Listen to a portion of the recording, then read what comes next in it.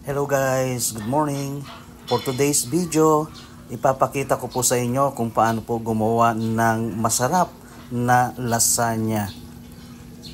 Ayan po, mag-prepare na po tayo ng ating meat sauce. Sa isang kawali po, nag-agisa po tayo dyan ng bawang, sibuyas at kamatis. Ayan. Halu-haluin lang po natin yan hanggang sa ang bawang, sibuyas, kamatis ay maluto na po dyan. Lalagyan na po natin ng panimpla katulad po ng paminta at asin. Sinamahan ko na rin po yan ng pork broad cubes. Ayan, bago natin inilagay ang ating meat na giniling. Ayan, nilagay na rin po natin dyan ang ating tomato sauce. Ayan, para po magawa po natin ang meat sauce na ating ibe-base sa ating lasagna.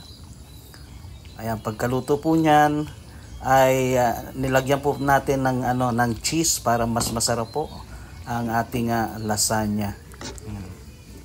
So meat sauce po 'yan na pwede pong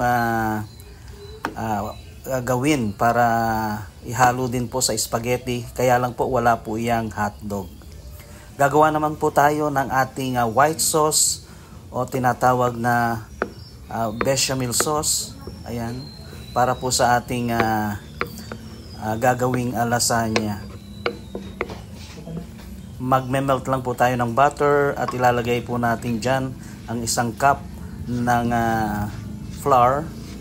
Ayan, iluluto lang po natin dyan ang flour bago natin lalagyan po yan ng fresh milk. Ayan, medyo dudurugin po natin siya ng konti at pag medyo luto na po ang ating flour ay ilalagay na po natin dyan dahan-dahan po ang ating fresh milk. Ayan, hanggang sa makuha po natin dyan ang tamang consistency ng ating white sauce.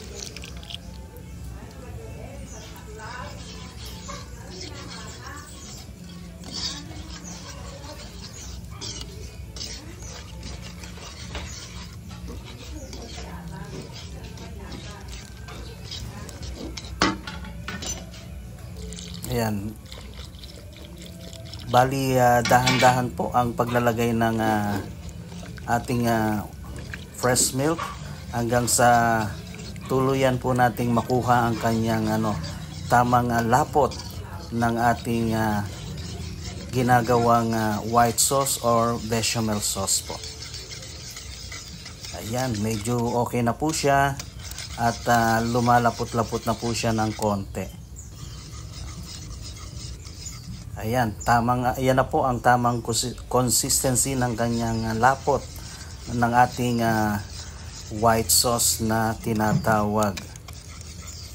At after that, mag-assemble na po tayo ng ating lasagna. Ayan, kumuha po tayo ng isang transparent platter para dyan po i-assemble ang ating lasagna. Una po yan, ilalagay muna natin ang ating meat na konti. Ayan, para hindi naman po manikit dyan ang ating pag naluto na po ang ating lasagna. Ayan. So meron din po siyang butter na ipinahid doon po sa ating transparent platter. Ayan. After that, i-assemble na po natin ang ating lasagna noodle. Yan po ang tinatawag na na lasagna noodle. Malaking rectangle na noodle po ang ating ginagamit para sa paggawa po ng lasagna. Ayan, 3 layer po yan, paulit-ulit lang po. Lalagyan natin ng lasagna noodle, meat, tapos po yung white sauce. And after that, lalagyan din po natin yan ng cheese, grated cheese, para mas masarap po ang ating ginagawang lasagna. So 3 ulit lang po ang gagawin nyo dyan para makabuo po tayo ng ating tinatawag na lasagna bago natin siya i-bake sa ating oven.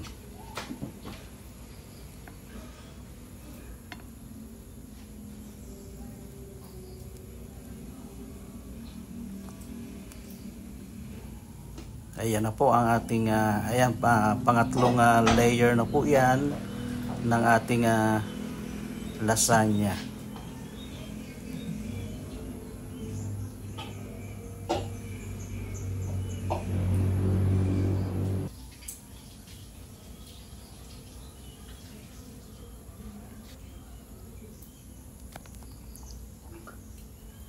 Ayan guys, ganyan po ang paggawa ng lasagna. Salamat po. Sana po meron po kayong natutunan sa aking video for today. Ang paggawa po ng masarap na lasagna. Maraming salamat po. Keep on watching. Keep safe and God bless. And goodbye.